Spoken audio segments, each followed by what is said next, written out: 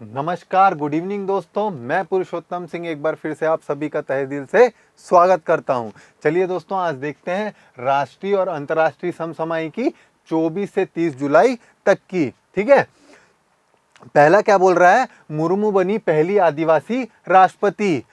केंद्र सरकार ने झंडा संहिता में बदलाव किया, अब दिन रात फहराया जा सकेगा तिरंगा। भारत ने 5 नए रामसर स्थलों को नामित किया। भारतीय पासपोर्ट को 60 देशों में वीजा फ्री ट्रैवल की अनुमति। कारगिल विजय दिवस पर अमर शहीदों को श्रद्धांजलि। भारत में होगा 2025 आईसीसी महिला वनडे विश्व कप। कॉमनवेल्थ गेम्स 2022 के उद्घाटन समारोह के लिए भारत की ध्वजावाहक होगी पीवी सिंधु जी। सर्वाधिक फिल्म अनुकूलन राज्य का राष्ट्रीय पुरस्कार मध्य प्रदेश को। ब्रिटेन में बनेगा 265 किलोमीटर का दुनिया का सबसे लंबा ड्रोन हाईवे। मध्य प्रदेश का बुरहानपुर बना देश का पहला हर घर जल प्रमाणित जिला। ठीक है, चलिए दोस्तों आगे बढ़ते हैं और लेते हैं आज का जोश का टॉनिक। देखिए दोस्तों, समय इंसान को सक्सेसफुल नहीं बनाता है, समय का सही सदुपयोग ही है जो इंसान को सफल बनाता है। स्पेशली जो स्टूडेंट्स हैं उनके लिए तो ये बहुत ज़रूरी है कि आपका एक फिक्स शेड्यूल होना चाहिए, आपका एक फिक्स टाइम टेबल होना चाहिए। चाहे आप सुबह पढ़ने वाले व्यक्ति हों, चाहे आप रात भर जग के पढ़ने वाले व्यक्ति हों, लेकिन आपका एक फिक्स शेड्यूल होना चाहिए और आप उसी फिक्स शेड्यूल के तहत अपना रोज का एक्टिविटी करो। आपको पल पल की जानकारी होनी चाहिए, आपको पल पल का इंफॉर्मेशन होना चाहिए कि आप कितना वक्त वेस्ट कर रहे हैं। ठीक है, तभी आप जाके जीवन में सक्सेस हो सकते हैं। ठीक है, चलिए देखते हैं अब आज का पहला प्रश्न।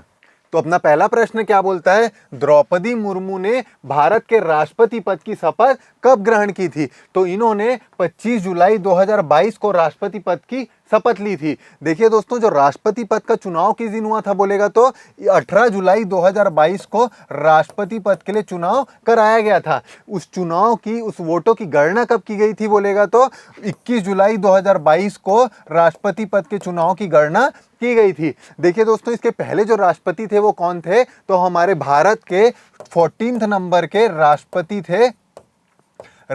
थे रामनाथ कोविंद जी। उनका बेहतरीन कार्यकाल जो है वो किस दिन पूरा हुआ है? तो 24 जुलाई 2022 को रामनाथ कोविंद जी का कार्यकाल पूरा हुआ। इसीलिए उसके जस्ट दूसरे दिन 25 जुलाई 2022 को जो हमारी नई राष्ट्रपति हैं द्रौपदी मुर्मू जी, इन्होंने शपथ ग्रहण किया। और जैसे ही उन्होंने शपथ ग्रहण किया वैसे ही उनके नाम पे कई सारे बड़े बड़े रिकॉर्ड उनके नाम पे कायम हो गए हैं। ठीक है, तो उनमें से कौन कौन से रिकॉर्ड हैं? जो ऐसे कई सारे रिकॉर्ड हैं, ऐसे कई सारी चीज़ों में जो ये हमारी 15 प्रेसिडेंट राष्ट्रपति मुर्मू जी हैं, ये दूसरे राष्ट्रपतियों से इनको अलग बनाती है। तो फर्स्ट किन किन चीज़ों में ये रही है? तो देखिए दोस्तों, अब तक की ये सबसे पहली आदिवासी महिला राष्ट्रपति है। क्या है? सबसे पहली ट्राइबल वुमेन है। ठीक है, अब तक हमारे देश में आज़ादी के बाद पहली बार ऐसा हो रहा है कि हमारे देश में कोई आदिवासी समूह से आने वाली कोई व्यक्ति, आदिवासी समूह से आने वाली महिला को देश के सर्वोच्चतम पद, राष्ट्रपति पद में बैठने का मौका मिला है। ठीक है, और क्या चीज़ में नहीं है? तो ये जो द्रौपदी मुर्मू जी हैं अब तक की देश की सबसे युवा राष्ट्रपति हैं। ठीक है, और क्या चीज़ में नहीं है? तो ये जो उड़ीसा प्रदेश है, उड़ीसा से आने वाली ये सबसे पहली प्रेसिडेंट है। ठीक है, और क्या चीज है? तो देखिए दोस्तों, आजादी के बाद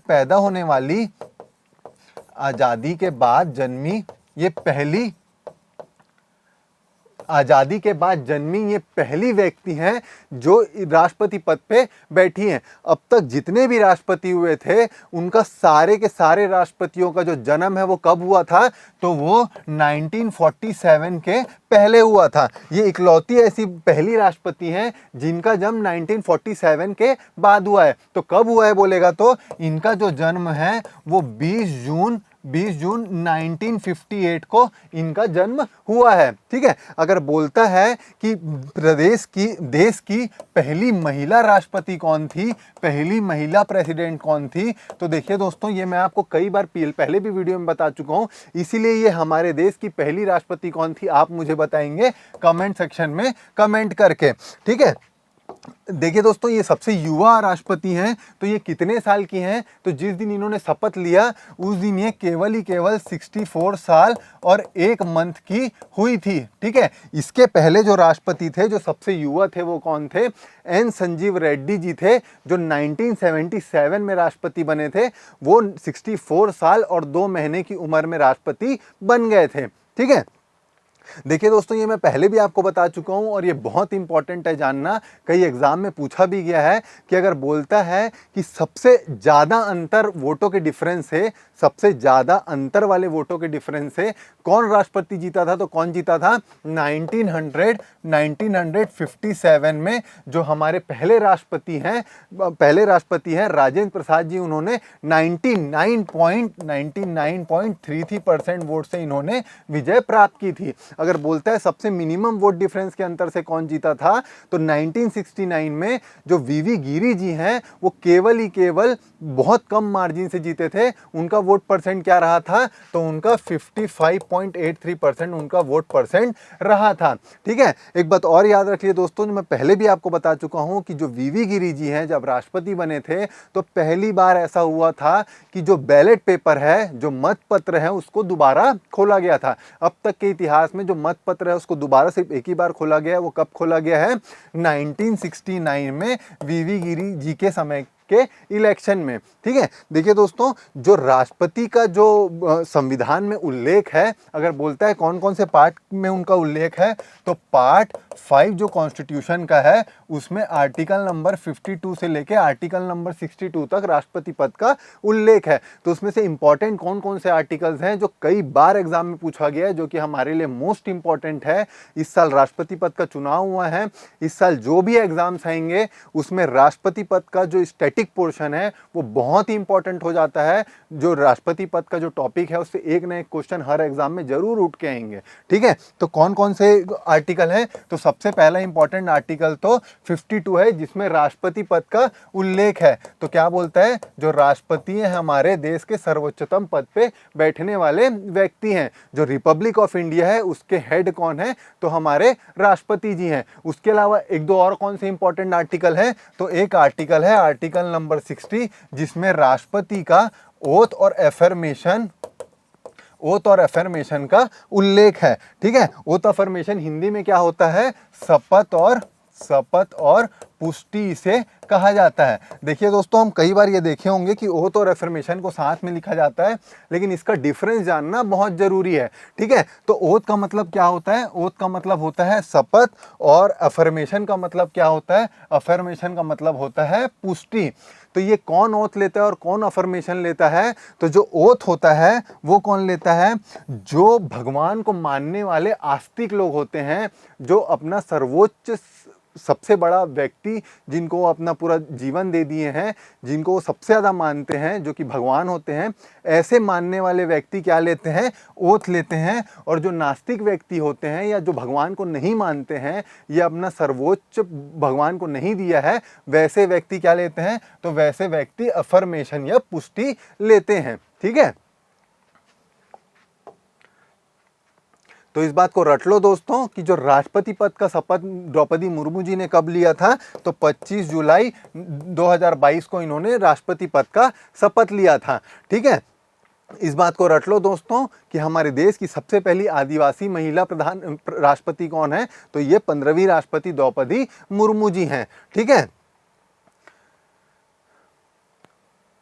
इस बात को रट लो दोस्तों कि जो प्रेसिडेंट है वो कौन से पार्ट में आता है? तो हमारे संविधान के पार्ट 5 जो यूनियन ऑफ इंडिया है उसके तहत ये आता है। ठीक है, चलिए अब देखते हैं अपना अगला प्रश्न। तो अपना अगला प्रश्न क्या बोलता है? भारतीय ध्वज संहिता कब लागू हुई थी? तो पहली बार कब लागू हुई थी? 26 जनवरी 2002 को इसे लागू किया गया था। ठीक है, देखिए दोस्तों, ये भारतीय ध्वज संहिता क्या बताती है? तो जो तिरंगा है, हमारे देश का राष्ट्रीय ध्वज है, उसको कैसे फहराया जाए, उसका कैसे इस्तेमाल किया जाए, इसके बारे में हमको मार्गदर्शन देती है। ठीक है, देखिए दोस्तों, एक बहुत ही इंटरेस्टिंग बात जानिए, शायद आपको ये पता भी होगा कि जो हमारा ध्वज है, जो तिरंगा है, उसको पहले हम कभी भी नहीं फहरा सकते थे।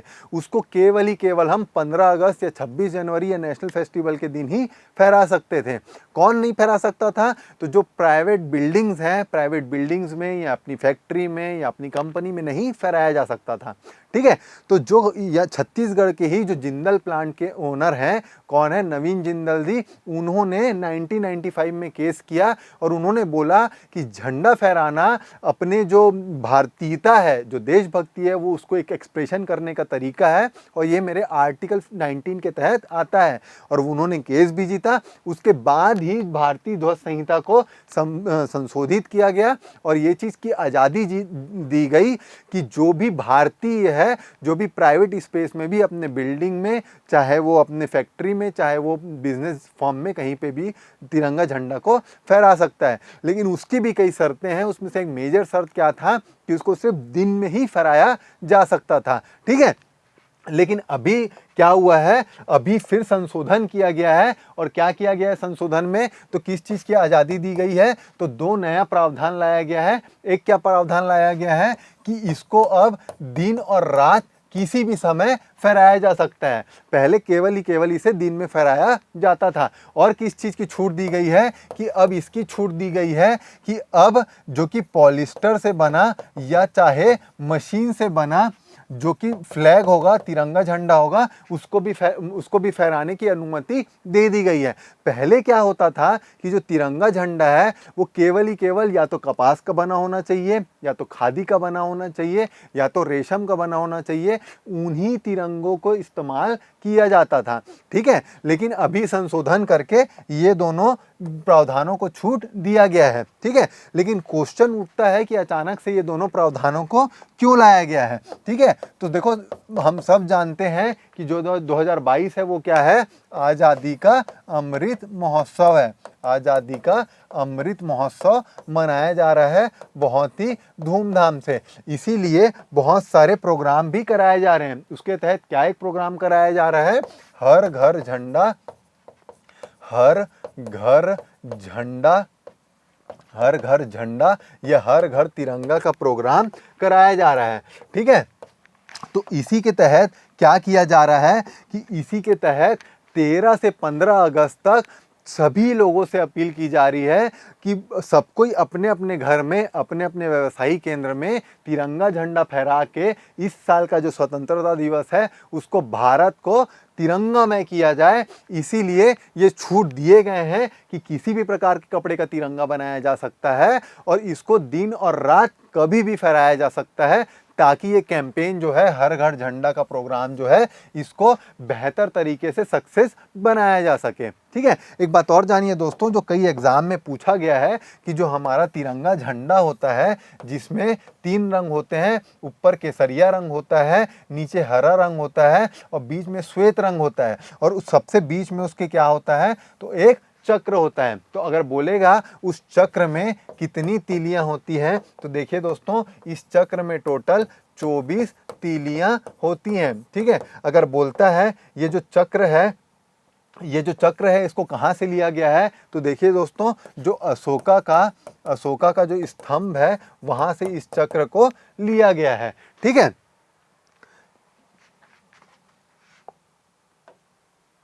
तो इस बात को रट लो दोस्तों कि भारतीय ध्वज संहिता कब लागू की गई थी? तो 26 जनवरी 2002 को भारतीय ध्वज संहिता लागू की गई थी।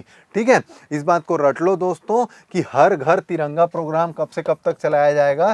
13 से 15 अगस्त 2022 को चलाया जाएगा, ताकि हम पूरे देश को तिरंगामय कर सकें। ठीक है, चलिए अब देखते हैं अपना अगला प्रश्न। तो अपना अगला प्रश्न क्या बोलता है? भारत में कितने आर्द्र भूमि को नए रामसल स्थलों के रूप में नामित किया गया है? तो कितनों को किया गया है? भारत के 5 स्थलों को रामसर साइट के रूप में डेजिग्नेट किया गया है। अगर हम देखें कि वो 5 साइट कौन कौन से हैं, तो देखिए दोस्तों, उसको हमारे भारत के नक्शे में देखते हैं कि वो कौन से 5 रामसर साइट हैं।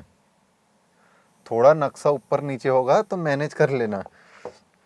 तो कौन कौन से हैं? तो उसमें से जो 5 साइट हैं उसमें से 3 साइट तो हमारे सबसे निचले स्टेट तमिलनाडु में ही है। तो कौन कौन से हैं? तो एक है करिकिली एक है कली किली, दूसरा है पल्ली पल्ली करनई, और तीसरा है पीचावरम। ठीक है, तीसरा है पीचावरम। ठीक है, 3 साइट जो हैं वो हमारे तमिलनाडु से हैं, और बाकी 2 साइट कौन से हैं? तो एक है हमारे मध्य प्रदेश का साक्य, एक साक्य है, और 5वां कौन सा है? तो 5वां हमारे मिजोरम का पाला वेटलैंड है। ठीक है, ऐसे हमारे 5 देश के साइट्स हैं, वेटलैंड है, जिनको रामसर साइट के रूप में नामित किया गया है। ठीक है, देखिए दोस्तों, ये रामसर साइट है क्या और क्यों ऐसे डेजिग्नेट किया जाता है, कौन से कन्वेंशन के थ्रू किया जाता है? तो देखिए दोस्तों, 2 फरवरी 1971 को रामसर कन्वेंशन का आयोजन कराया गया था, जिसके तहत जो भी वेटलैंड है, जो भी आर्द्र भूमि है, उसकी सुरक्षा, उसके संरक्षण के लिए चिंता जताई गई थी, ताकि जो हमारा पानी है, जो वाटर है, उसको इफेक्टिव यूज कैसे कर सकें, इसलिए रामसर कन्वेंशन का आयोजन कराया गया था। ठीक है, तो रामसर कन्वेंशन लागू कब से हुआ? तो रामसर कन्वेंशन को जब कुछ देश अपने देश में लागू किए, उसके बाद ये 1975 में लागू हुआ। अगर बोलेगा भारत में कब से लागू हुआ, तो देखिए दोस्तों, 1981 में 1 फरवरी को ये भारत में लागू हुआ। ठीक है, देखिए दोस्तों, एक्चुअली में आर्द्र भूमि है क्या, वेटलैंड्स होते क्या हैं? तो कोई भी ऐसा जगह हो जो कि वाटर लॉक्ड हो, मतलब पानी से अगर वो भरा हुआ हो, चाहे साल में परमानेंट भरा हुआ हो, चाहे साल में टेम्पररी, साल के कुछ समय के लिए अगर उसमें पानी से अगर वो डूबा हुआ होता है, उसको आर्द्र भूमि या वेटलैंड बोलते हैं। तो ऐसे जगहों के संरक्षण के लिए, कंजर्वेशन के लिए, प्रोटेक्शन के लिए रामसर कन्वेंशन का आयोजन किया गया था। उसके तहत जो भी साइट हैं जिनके संरक्षण की ज़रूरत होती है, उनको रामसर साइट का डेजिग्नेशन दिया जाता है, ताकि उसको बेटर वे में अपन कंजर्व कर सकें। लेकिन जो कुछ जगह होते हैं जिनको एक्सट्रीमली ज़्यादा ज़रूरत होती है, जिनके लिए तुरंत ही करना अति आवश्यक होता है, ऐसे जगहों के लिए क्या किया गया? तो ऐसे जगहों के लिए 1999 में मॉन्ट्रेक्स रिकॉर्ड नाम का एक चीज बनाया गया, जिसके तहत ऐसे जो भी आर्द्र भूमि है जिनको अति आवश्यक बहुत ज्यादा संरक्षण करने की जरूरत है, ऐसे जो रामसर साइट है उनको मॉन्ट्रेक्स रिकॉर्ड में रखा गया है। ठीक है, ठीक है, तो अगर बोलता है कि हमारे देश में टोटल आर्द्र भूमि अब कितने हो गए हैं, तो देखिए दोस्तों, अभी तक हमारे देश में 49 आर्द्र भूमि थे, और जब ये 5 मिल गया है, तो अब हमारे देश में टोटल 54 आर्द्र भूमि अब हमारे देश में टोटल हो गए हैं। इस बात को रट लो दोस्तों कि अभी कितने नए आर्द्र भूमि को घोषित किया गया है, तो अभी 5 नए आर्द्र भूमि को घोषित किया गया है। ठीक है, इस बात को रट लो दोस्तों कि रामसर कन्वेंशन कब बना था? तो 1971 को इसे बनाया गया था। कब बनाया गया था? 2 फरवरी के दिन इसको कन्वेंशन का बैठक किया गया था। इसीलिए 2 फरवरी को क्या मनाया जाता है? तो 2 फरवरी को वेटलैंड डे, आर्द्र भूमि दिवस मनाया जाता है। ठीक है, अगर बोलता है रामसर है कहाँ, तो देखिए दोस्तों, जो ईरान है, ईरान में ये रामसर एक शहर स्थित है। ठीक है, अगर बोलता है भारत कब ज्वाइन किया रामसर साइट को, तो 1981 में भारत ने रामसर को ज्वाइन किया। ठीक है, चलिए इसी के साथ देखते हैं अब अपना अगला प्रश्न। तो अपना अगला प्रश्न क्या बोलता है? हेनले पासपोर्ट इंडेक्स 2022 में भारत का क्या रैंक रहा है? तो क्या रैंक रहा है भारत का? 87 भारत का रैंक रहा है। ठीक है, अगर बोलता है कि हेनले पासपोर्ट इंडेक्स में सबसे पावरफुल पासपोर्ट किसका है, फर्स्ट रैंक में कौन है, तो जापान सबसे पावरफुल पासपोर्ट होने के कारण फर्स्ट रैंक पर काबिज है। देखिए दोस्तों, जो जापान का पासपोर्ट है वो इतना स्ट्रॉन्ग पासपोर्ट है कि जो जापान का पासपोर्ट है वो 193 कंट्रीज में वीजा फ्री अराइवल है। क्या है? 193 कंट्रीज में डायरेक्ट वीजा फ्री एंट्री इनकी जापान के पासपोर्ट की है। ठीक है, अगर बोलता है इंडिया में कितने देशों में, इंडिया का जो पासपोर्ट है वो कितने देशों में वीजा फ्री अराइवल है, तो भारत का जो पासपोर्ट है वो ऐसे 60 कंट्रियों में वीजा फ्री अराइवल है। ठीक है। अगर बोलता है कि सबसे लास्ट कौन है, कि किसका पासपोर्ट सबसे कमजोर है, तो देखिए दोस्तों स्वाभाविक सी बात है, गैस करिए कि जो अफगानिस्तान कंट्री है उस कंट्री का जो पासपोर्ट है सबसे वीक होगा, क्योंकि वहां के जो लोग हैं, वहां के लोगों को कोई कंट्री होस्ट नहीं करना चाहती। तो सबसे लास्ट कौन आया है, तो अफगानिस्तान सबसे लास्ट आया है। इनका जो पासपोर्ट है ये सबसे अब तक का वीक पासपोर्ट है। ठीक है। देखिए दोस्तों पिछले वीडियो में मैं आपको एक और इंडेक्स बताया था, एक और सूचकांक बताया था, वो क्या था, शांति सूचकांक। ठीक है, शांति सूचकांक। तो आप मुझे कमेंट सेक्शन में कमेंट करके बताएंगे कि शांति सूचकांक में भारत का रैंक क्या रहा है। ठीक है। देखिए दोस्तों और कुछ इंपॉर्टेंट इंडेक्स है, कौन कौन से इंडेक्स है देखते हैं अपन। ठीक है। तो अभी हाल ही में एक और कौन सा इंपॉर्टेंट इंडेक्स रिलीज किया गया है, तो एक और इंपॉर्टेंट इंडेक्स रिलीज किया गया है, उसका नाम है नवाचार सूचकांक। ठीक है। तो ये नवाचार सूचकांक को कौन रिलीज किया है, तो नवाचार सूचकांक को हमारे देश का नीति आयोग के द्वारा रिलीज किया गया है। ठीक है। इसके में क्या बताया गया है कि जो हमारा देश है उसमें जितने भी राज्य हैं या जितने भी यूनियन टेरिटरीज हैं उनको 3 अलग अलग कैटेगरी में डिवाइड कर दिया गया है। तो कौन कौन सी कैटेगरी में डिवाइड कर दिया गया है, तो एक तो मुख्य राज्य में, दूसरा यूनियन टेरिटरी में, और तीसरा जो हमारे नॉर्थ ईस्ट के स्टेट्स हैं इनको भी अलग कैटेगरी में रखा गया है। और जो नवाचार है, जो इनोवेशन है, उसके अकॉर्डिंग इनको रैंक किया गया है। तो जो मुख्य राज्य हैं उनमें किसका फर्स्ट रैंक है बोलेगा, तो मुख्य राज्य में जो हमारा कर्नाटका है वो फर्स्ट रैंक उसको दिया गया है। ठीक है। यूनियन टेरिटरी में फर्स्ट रैंक किसको दिया गया है, तो हमारा जो चंडीगढ़ है वो अपने इनोवेशन के लिए उसे फर्स्ट रैंक रखा गया है। नॉर्थ ईस्ट में किसे रखा गया है फर्स्ट रैंक, तो जो मणिपुर है वो अपने इनोवेशन के लिए इन्हें फर्स्ट रैंक दिया गया है। देखिए दोस्तों जो चंडीगढ़ और कर्नाटका है, स्पेशली जो कर्नाटका है, जो थर्ड टाइम लगातार इनोवेशन इंडेक्स में, नवाचार इंडेक्स में फर्स्ट पायदान पर कायम रही है। इनका फर्स्ट आने का सबसे बड़ा रीजन क्या है, तो फर्स्ट आने का सबसे बड़ा रीजन क्या है, जो भी पढ़ाई से रिलेटेड इनोवेशन चीजें हैं या पढ़ाई से रिलेटेड जो बजट है उनमें ये दोनों जगह काफी ज्यादा इन्वेस्टमेंट किए हैं। जैसे कि अगर हम कर्नाटका की बात करें तो कर्नाटका में जो टीचर टू स्टूडेंट रेशियो है वो देश में सबसे बेहतरीन है, और हर 15 स्टूडेंट में एक टीचर वहां पे मौजूद है। तो आप समझ सकते हैं कि स्टूडेंट्स के लिए कितना वहां पे टीचर को 1-to-1 गाइडेंस मिलता है। और साथ में जो वहां की जनता है कर्नाटका में, वो सबसे ज्यादा रेशियो के हिसाब से देखेंगे तो पीएचडी करने वाली जनता कर्नाटका में है, इसीलिए इनको नवाचार इंडेक्स में फर्स्ट रैंक दिया गया है। ठीक है। और देखिए दोस्तों एक और इंडेक्स जारी हुआ है, तो वो क्या बताता है, तो वो हमारे देश में इंटरनेट यूज करने वाले एक्टिव पर्सन लोग हैं वो कौन से राज्य में सबसे ज्यादा है, कौन से राज्य में सबसे कम है, इसका एक डाटा रिलीज किया गया है। तो उसके अकॉर्डिंग क्या बताता है कि जो हमारे मराठी मानुस भाई लोग हैं तो कौन है, तो महाराष्ट्र के लोग 61% ऐसे लोग हैं जिन लोग इंटरनेट के एक्टिव यूजर हैं, इसीलिए उनको फर्स्ट रैंक पे रखा गया है।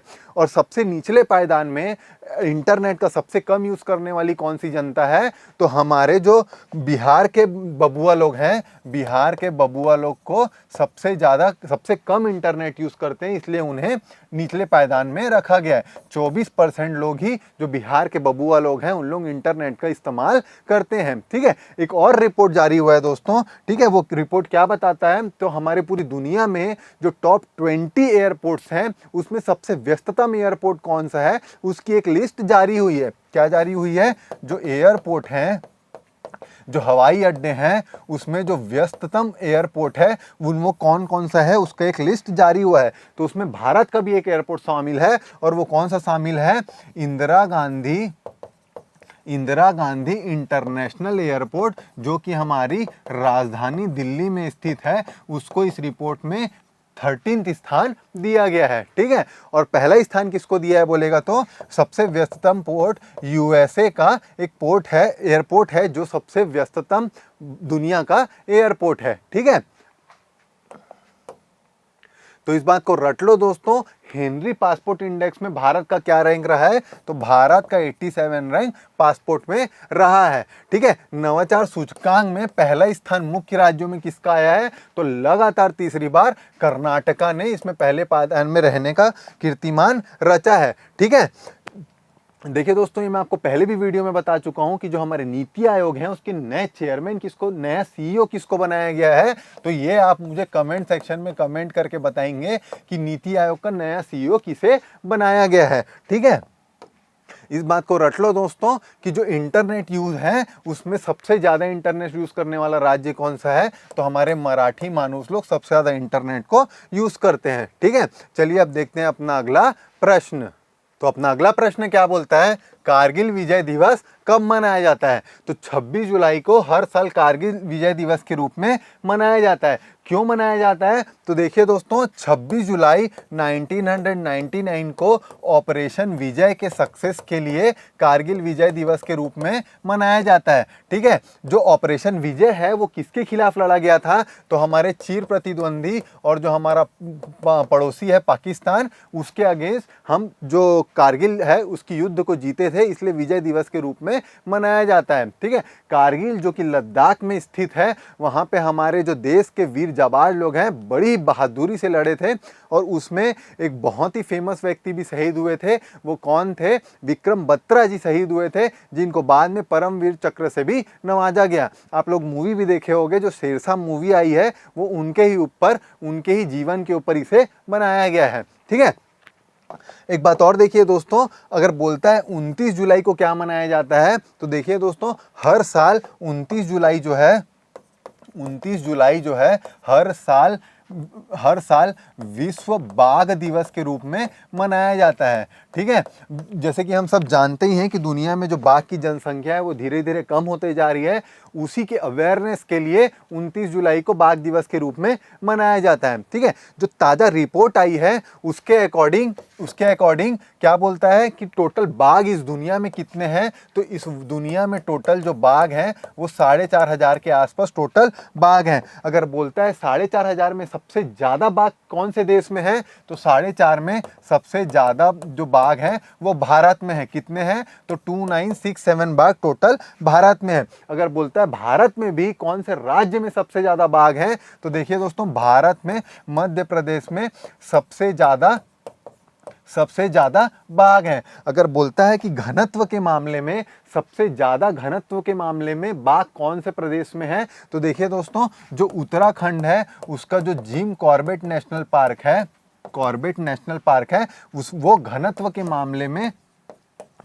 मामले में सबसे ज़्यादा यहाँ पे बाघ मौजूद हैं। ठीक है, देखिए दोस्तों, ये जो जिम नेशनल कॉर्बेट पार्क है यही हमारे देश का सबसे पहला नेशनल पार्क भी है, जिसको 1936 में बनाया गया था। ठीक है, एक बात और देखिए दोस्तों, ये जो बाघ हैं हमारे देश में भी और विश्व में भी धीरे धीरे इनकी जनसंख्या कम होते गई है, तो इसीलिए भारत में भी इसके अवेयरनेस के लिए, इनके कंजर्वेशन के लिए, इनके संरक्षण के लिए भी एक प्रोजेक्ट बनाया गया। ठीक है, तो कौन सा प्रोजेक्ट बनाया गया, तो 1973 में टाइगर प्रोजेक्ट बनाया गया, जिसके तहत क्या किया गया, जिसके तहत हमारे देश में जो भी नेशनल पार्क है उस नेशनल पार्क के कुछ एरिया को टाइगर रिजर्व के रूप में घोषित किया गया, ताकि वहाँ पे जो रहने वाले जो टाइगर्स हैं उनका ज़्यादा अच्छे से देखभाल किया जा सके, उनका प्रजनन बढ़ाया जा सके, ताकि जो बाघों की जनसंख्या है उसको भी धीरे धीरे बढ़ाया जा सके। ठीक है, तो अभी हमारे देश में कितने टाइगर रिजर्व है बोलेगा, तो अभी हमारे देश में टोटल 53 टाइगर रिजर्व हैं। ठीक है, अगर बोलता है लेटेस्ट टाइगर रिजर्व कौन सा है, तो देखिए दोस्तों, जो 53rd नंबर का टाइगर रिजर्व है वो हमारे छत्तीसगढ़ में ही स्थित है। तो कहाँ पे है वो, तो जो गुरु घासीदास नेशनल पार्क है, और जो हमारा तमोर पिंगला वन्य अभ्यारण्य है, तमोर पिंगला जो वन्य वाइल्ड लाइफ सेंचुरी है, वन्य अभ्यारण्य है, वो दोनों को मिला के एक टाइगर रिजर्व घोषित किया गया है, जो कि हमारे देश का सबसे लेटेस्ट 53rd नंबर का टाइगर रिजर्व है। अगर बोलता है कि सबसे बड़ा टाइगर रिजर्व कौन सा है हमारे देश का, तो देखिए दोस्तों, सबसे जो बड़ा टाइगर रिजर्व है वो नागार्जुन श्रीशैलम, श्री नागार्जुन श्रीशैलम जो कि आंध्र प्रदेश और तेलंगाना में स्थित है, वो हमारे देश का सबसे बड़ा टाइगर रिजर्व है। अगर बोलता है हमारे देश का सबसे छोटा टाइगर रिजर्व कौन सा है, तो देखिए दोस्तों, जो कि एमपी में, जो महाराष्ट्र में स्थित है, bore national park, bore tiger reserve, वो हमारे देश का सबसे छोटा टाइगर रिजर्व है। ठीक है, तो इस बात को रट लो दोस्तों कि जो विश्व बाघ दिवस होता है वो कब मनाया जाता है, तो हर साल 29 जुलाई को विश्व बाघ दिवस के रूप में मनाया जाता है। ठीक है, हमारे देश में सबसे ज़्यादा टाइगर कौन से राज्य में है, तो एमपी में सबसे ज़्यादा टाइगर स्थित है। ठीक है, अगर बोलता है कि सबसे बड़ा टाइगर रिजर्व कौन सा है हमारे देश का, तो नागार्जुन श्रीशैलम जो कि आंध्र प्रदेश तेलंगाना में स्थित है, वो हमारे देश का सबसे बड़ा टाइगर रिजर्व है। इस बात को रट लो दोस्तों कि फर्स्ट नेशनल पार्क कौन सा है, तो जिम कॉर्बेट नेशनल पार्क जो कि 1936 में बनाया गया था, वो हमारे देश का पहला नेशनल पार्क है। ये रट लो दोस्तों, ये कई सारे एग्जाम में कई बार पूछा जा चुका है कि हमारे देश का पहला नेशनल पार्क कौन सा है और वो कब घोषित किया गया था। ठीक है, चलिए इसी के साथ देखते हैं अब अपना अगला प्रश्न। तो अपना अगला प्रश्न क्या बोलता है, 50 ओवर के महिला क्रिकेट विश्व कप की मेजबानी कौन करेगा, तो इसकी मेजबानी भारत को दी गई है। ठीक है, ये कब होने वाला है, ये 50 ओवर का महिला क्रिकेट वर्ल्ड कप, तो ये 2025 में इसका आयोजन कराया जाना है। ठीक है, देखिए दोस्तों, अभी हाल ही में जो आईसीसी है वो महिला के वर्ल्ड कप के इवेंट्स को और इंपॉर्टेंट इवेंट्स के भी मेजबानी दी है। तो कौन कौन से और दूसरे इवेंट की मेजबानी दी गई है, तो देखिए दोस्तों, जो महिला का T20 वर्ल्ड कप होगा, T20 का वुमेन्स वर्ल्ड कप होगा, उसकी मेजबानी किसको किसको दी गई है, तो उसकी मेजबानी 2 कंट्रियों को दी गई है। 2024 में इसकी मेजबानी बांग्लादेश को दी गई है, और जो कि उसके बाद 2026 को होगा, उसकी मेजबानी इंग्लैंड को दी गई है। ठीक है, और कौन सा इंपॉर्टेंट इवेंट है, तो क्या घोषणा की गई है कि पहली दफा ऐसा होगा कि जो वुमेन है, वुमेन का चैंपियंस ट्रॉफी कराया जाएगा। जो कि पुरुषों का चैंपियंस ट्रॉफी होता था, उसी तर्ज पर अब से महिलाओं का भी चैंपियंस ट्रॉफी कराया जाएगा। तो कब से कराया जाएगा, तो उसका जो पहला संस्करण है वो 2027 में उसका पहला संस्करण होगा, जिसकी मेजबानी श्रीलंका को दी गई है। ठीक है, देखिए दोस्तों, और क्रिकेट के कुछ इंपॉर्टेंट इवेंट्स हैं जो कि चर्चा में रहे हैं। तो कौन सा रहा है, तो इस साल नवंबर 2022 में जो भारत है, भारत किसकी मेजबानी करेगा, तो जो ब्लाइंड होते हैं, ब्लाइंड मेंस की, पुरुषों की वर्ल्ड कप की मेजबानी इस साल भारत करने वाला है, जो कि हमारे देश की राजधानी दिल्ली में होने वाली है। ठीक है, एक इस टूर्नामेंट की एक और अच्छी बात है जो कि भारत की पहल रही है कि जैसे कि हम सब जानते हैं कि अभी हाल ही में जो श्रीलंका है उसकी स्थिति बहुत डामाडोल है। तो इसलिए जो श्रीलंका इस कंडीशन में नहीं है कि वो फाइनेंशियली इस टूर्नामेंट में पार्टिसिपेट कर सके, इसलिए एक जो भारत है वो बहुत अच्छी पहल की है और वो घोषणा की है कि जो श्रीलंका है उसका जो भी फाइनेंशियल बर्डन होगा इस टूर्नामेंट में आने जाने का, वो सब चीज़ भारत ही ग्रहण करेगा और श्रीलंका इस टूर्नामेंट में पार्टिसिपेट करें। ठीक है, और कौन सा इंपॉर्टेंट इवेंट रहा है, तो देखिए दोस्तों कि जैसे कि अभी मैंने आपको बताया और हम सबको पता ही है कि श्रीलंका का कंडीशन डामाडोल है, तो इसीलिए एक जो इसी साल एशिया कप होने वाला था, एशिया कप 2022 होने वाला था, जो कि श्रीलंका इसकी मेजबानी करने वाला था, तो श्रीलंका से मेजबानी अब किसको दे दिया गया है, अब यूएई को इसकी मेजबानी करने को दे दिया गया है। ठीक है, और अभी कौन से इंपॉर्टेंट इवेंट चर्चा में रहे हैं, तो देखिए दोस्तों, अभी हाल ही में क्या खत्म हुआ है, तो अभी हाल ही में वर्ल्ड एथलेटिक्स चैंपियनशिप खत्म हुआ है। ठीक है, वर्ल्ड एथलेटिक 2022 खत्म हुआ है, जो कि 15 से 24 जुलाई तक के कराया गया था। ठीक है, तो अगर इसमें बोलता है इस चैंपियनशिप में फर्स्ट रैंक कौन आया था, तो हर बार की तरह इस बार भी यूएसए ने पहला स्थान को लेने में कामयाबी हासिल की है। अगर बोलता है भारत का कौन सा स्थान आया था, तो देखिए दोस्तों, भारत को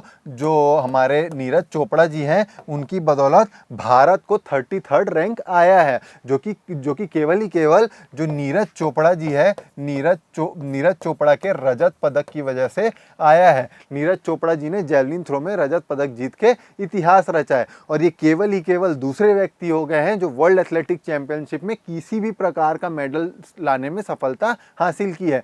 इसके पहले कौन लाया था मेडल वर्ल्ड चैंपियनशिप में बोलेगा तो अंजू बॉबी जॉर्ज जी ने 2003 में पेरिस वर्ल्ड चैंपियनशिप में कांस्य पदक लाके ट्रिपल जंप में कारनामा किया था। ठीक है, और एक चीज देखिए दोस्तों, इसी साल क्या होने वाला है तो हमारे देश में राष्ट्रीय खेल का आयोजन कराया जाना है, जो कि हर साल की तरह इस साल भी 2022 में कराया जाएगा। तो अगर बोलता है कहाँ होगा तो देखिए गुजरात में इसका आयोजन कराया जाएगा।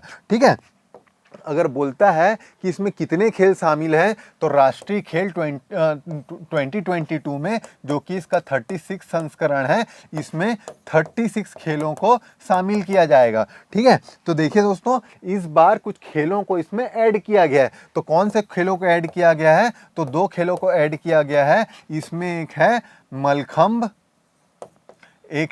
मलखंब और दूसरा है योगासन। इन 2 खेलों को इस बार राष्ट्रीय खेलों में ऐड किया गया है। ये जो दोनों गेम है इसके पहले भी खेलो इंडिया में ऑलरेडी पिछले साल जो हरियाणा में हुआ था उसमें ये खेल शामिल है। ठीक है,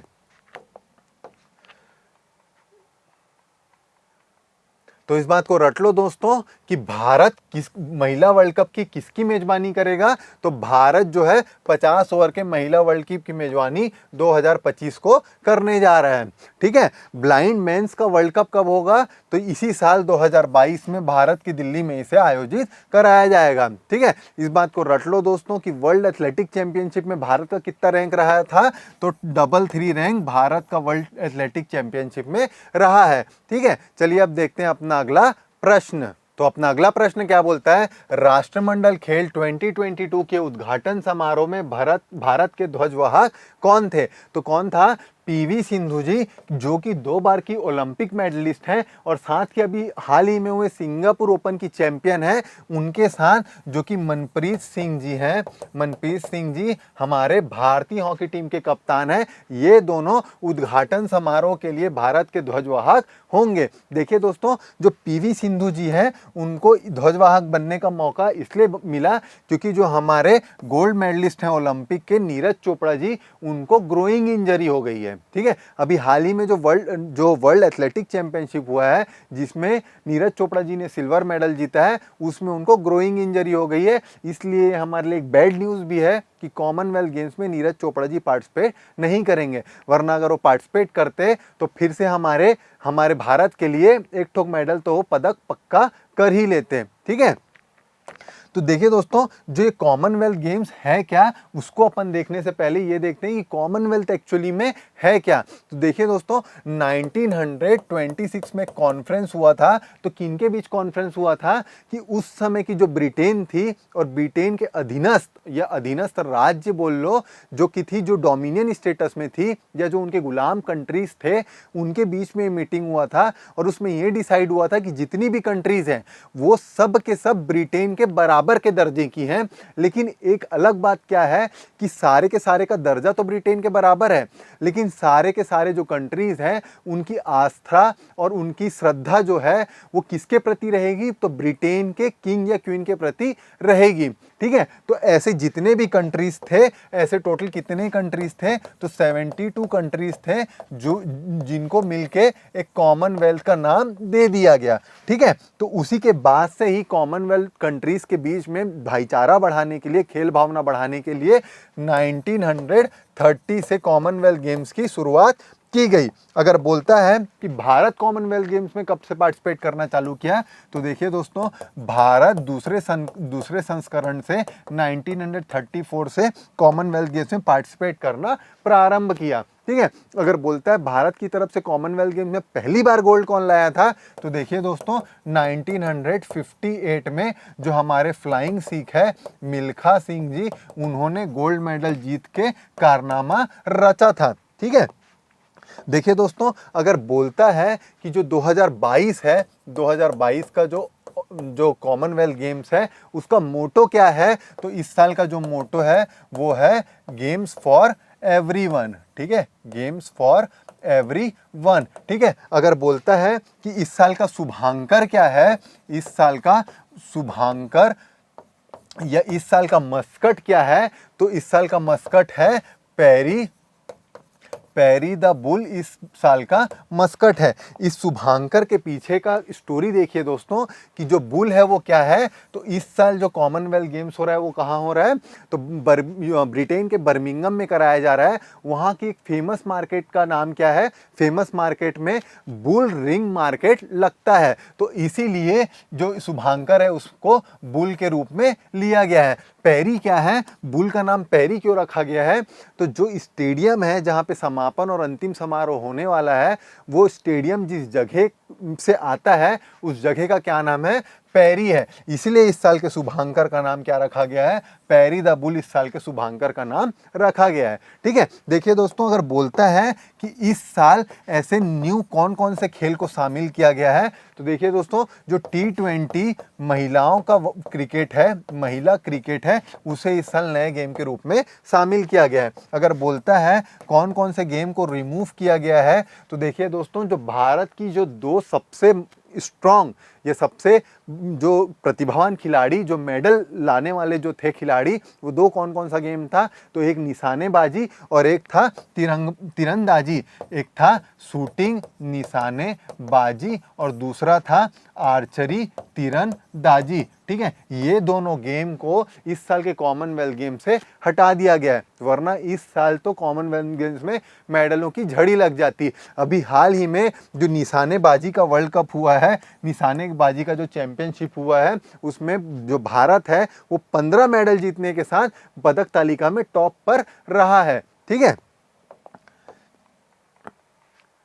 तो इस बात को रट लो दोस्तों, कौन कौन ध्वजावाहक थे उद्घाटन समारोह में, तो बैडमिंटन की पीवी सिंधु जी और हॉकी के कप्तान मनप्रीत सिंह जी को बनाया गया था। अगर बोलता है कॉमनवेल्थ गेम्स 2022 का आयोजन कब से कब तक होने वाला है, तो 28 जुलाई से 8 अगस्त तक इसका आयोजन कराना है। ठीक है, देखिए दोस्तों ये मैं आपको पहले भी वीडियो में बता चुका हूँ कि इस साल का कॉमनवेल्थ जो गेम्स है कहाँ होने वाला है, तो ये आप मुझे कमेंट सेक्शन में कमेंट करके बताएंगे कि इस साल का कॉमनवेल्थ गेम्स कौन से शहर में कराया जा रहा है। ठीक है, इस बात को रट लो दोस्तों कि कॉमनवेल्थ गेम्स कब से स्टार्ट हुआ है, तो 1930 से स्टार्ट किया गया है। ठीक है, इस बात को रट लो दोस्तों कि इस साल का शुभांकर क्या है, तो पैरी द बुल इस साल का शुभांकर है। इस बात को रट लो दोस्तों कि कौन सा नया इवेंट चालू हो रहा है इस बार, तो T20 महिलाओं का क्रिकेट को इस बार पहली बार शामिल किया गया है। ठीक है, चलिए अब देखते हैं अगला प्रश्न। तो अपना अगला प्रश्न क्या बोलता है, 68वें राष्ट्रीय फिल्म पुरस्कार में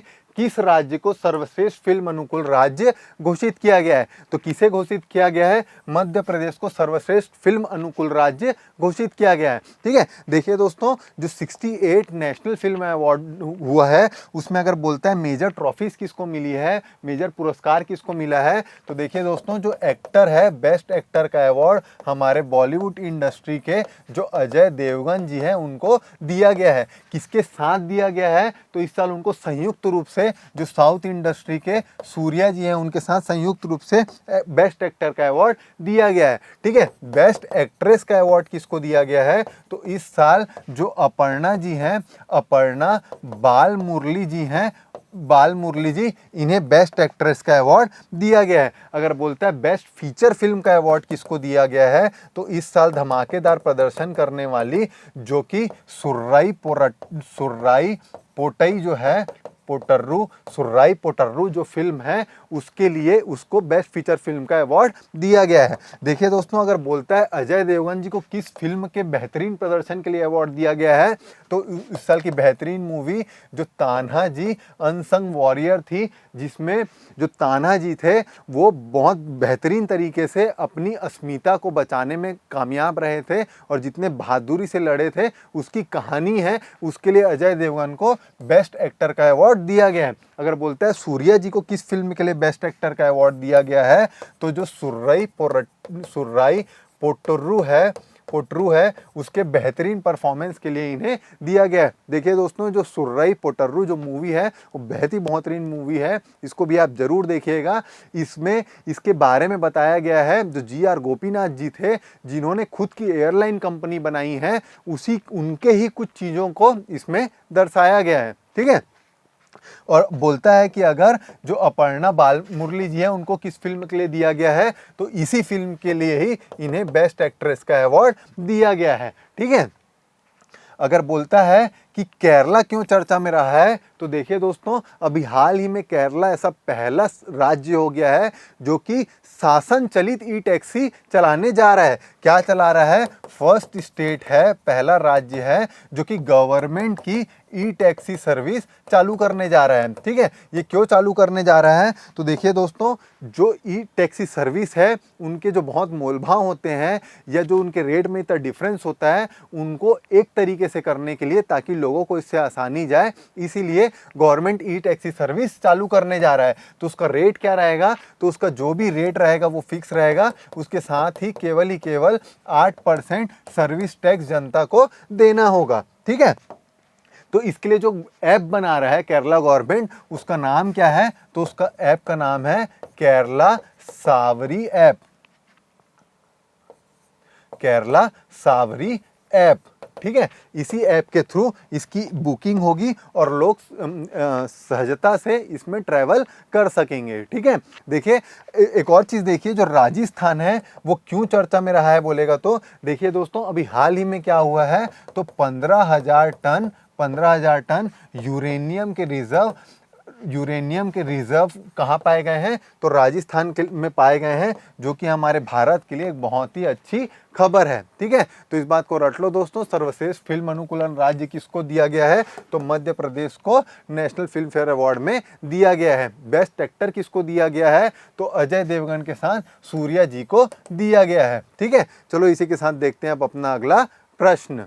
तो अपना अगला प्रश्न क्या बोलता है? ड्रोन सुपर हाईवे कौन सा देश बनाने जा रहा है? तो कौन सा बनाने जा रहा है? जो ब्रिटेन है ड्रोन सुपर हाईवे को 2024 तक बनाने को जा रहा है। ड्रोन सुपर हाईवे है क्या? तो देखिए दोस्तों, ये एक टाइप का स्काई वे है। ठीक है, लेकिन ये जो रायपुर में बना हुआ जो स्काई वॉक है वो बिल्कुल नहीं है, जो अब तक अधर में पड़ा हुआ है। तो ये क्या है? स्काई वे है, जो कि बनने के बाद वर्ल्ड का लार्जेस्ट स्काई वे हो जाएगा। कितने किलोमीटर का है बोलेगा तो इसको 265 किलोमीटर का बनाया जा रहा है।